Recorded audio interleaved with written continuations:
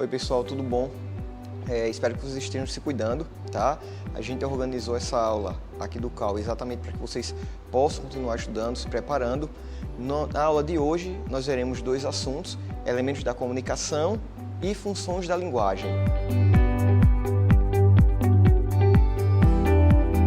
Sobre elementos da comunicação, existem 6 elementos da comunicação que é necessário que a gente saiba, que nós entendamos, compreendamos esses 6 elementos da comunicação para poder então também entender as funções da linguagem, certo? Então, todo ato comunicativo ele é composto por 6 elementos: a mensagem, o emissor, o receptor, o referente, o código e o canal. Sobre cada um deles, o que é a mensagem?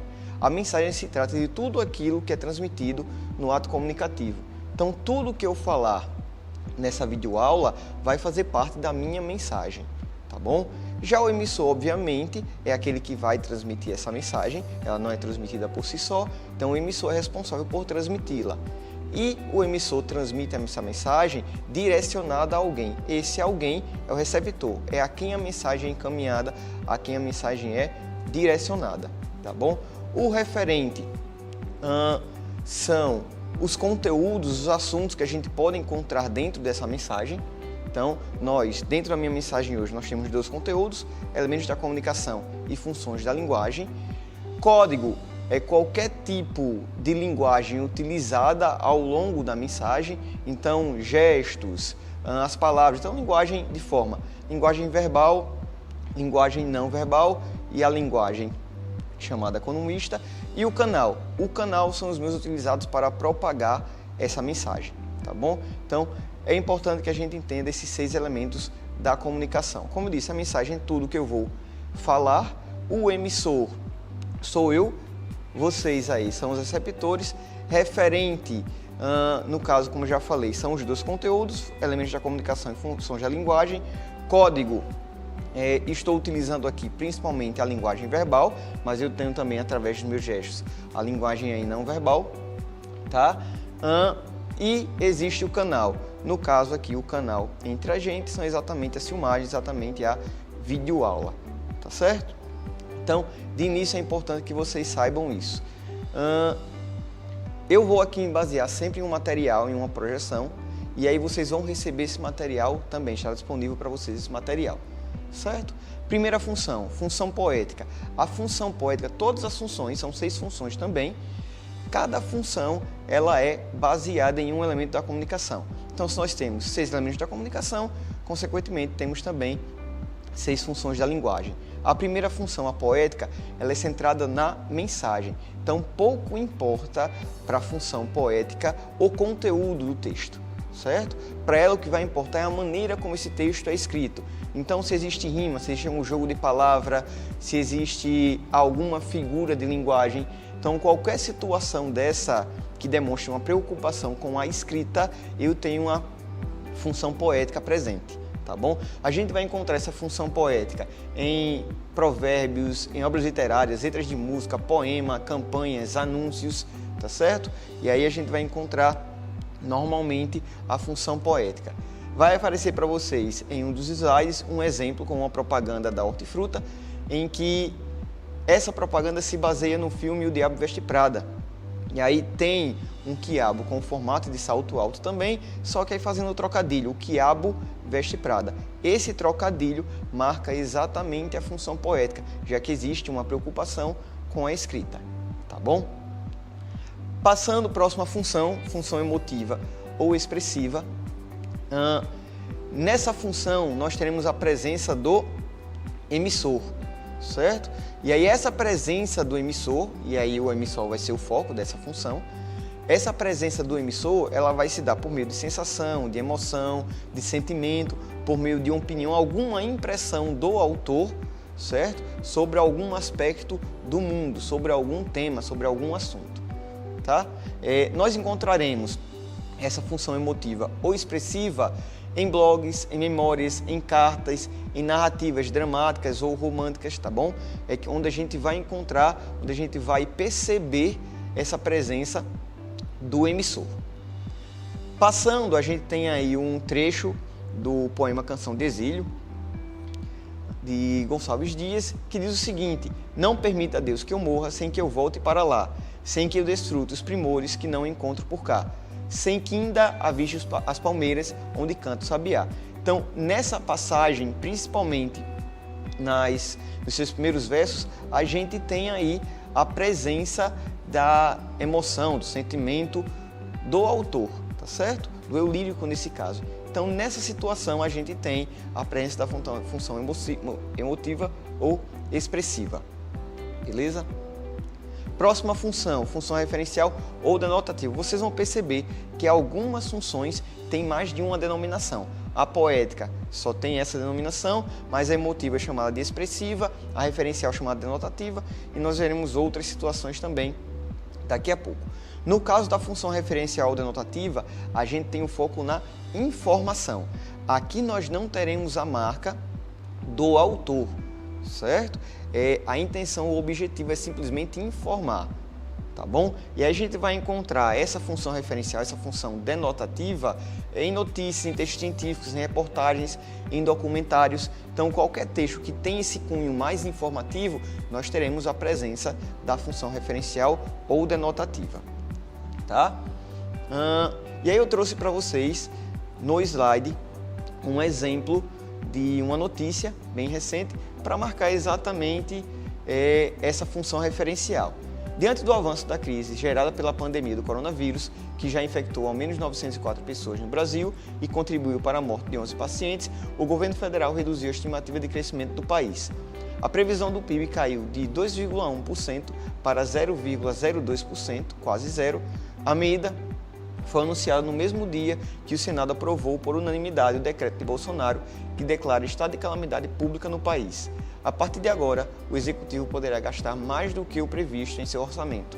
Também tem autorização para desobedecer às metas fiscais estabelecidas para 2020, desde que os recursos sejam usados para custear as medidas de combate à epidemia. O surto global fez com que países da América Latina e regiões dos Estados Unidos seguissem a Europa e determinassem quarentena obrigatória de seus moradores. São Paulo, epicentro do vírus no Brasil, decidiu fechar parques e Detran. O Estado também vai decretar calamidade pública. Então percebam que nesse texto a gente não tem nenhum juízo de valor, é simplesmente o ato de informar. Então nós temos aí a função referencial ou denotativa, beleza? Função conativa ou apelativa. Nesse caso, todo texto que seja direcionado ao receptor, tá bom? Todo texto que tiver a intenção de persuadir, de convencer o receptor, a gente tem então a função conativa ou apelativa.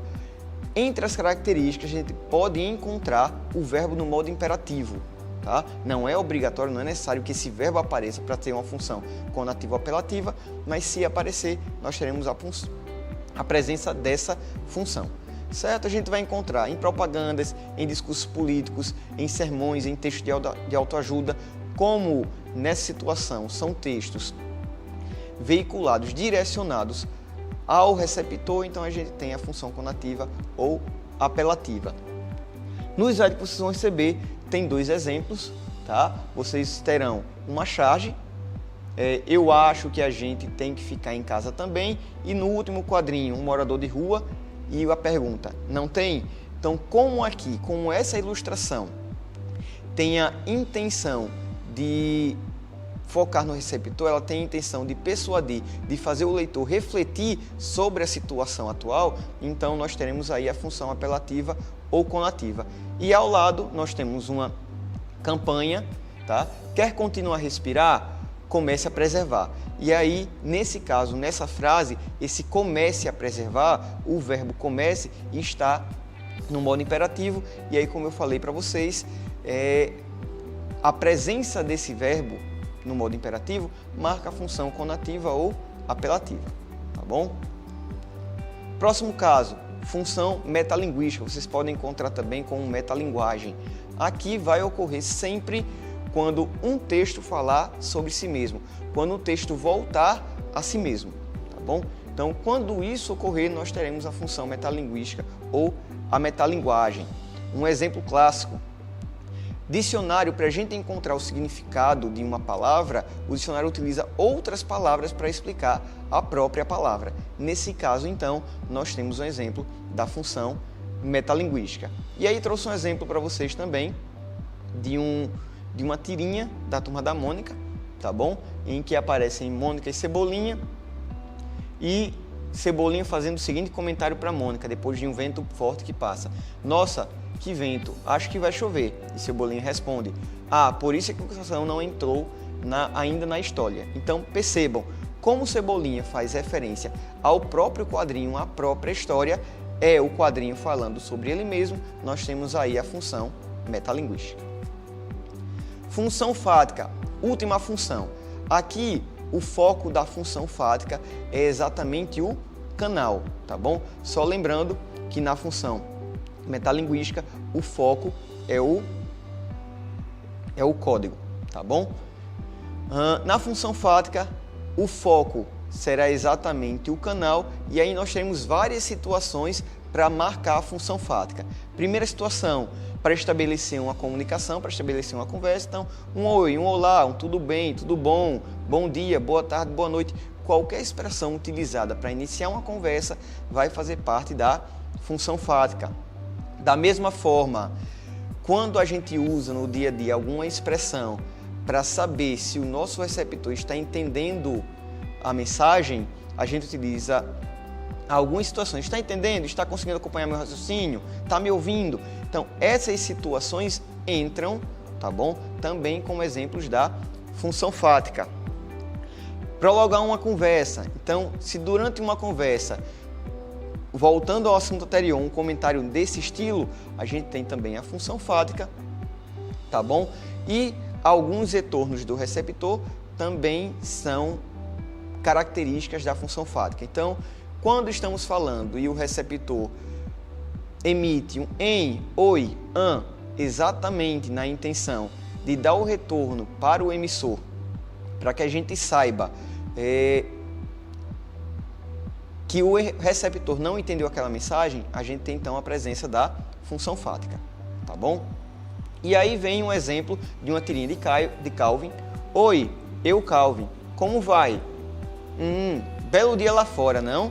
Então percebam que eu tenho aí, oi, como vai?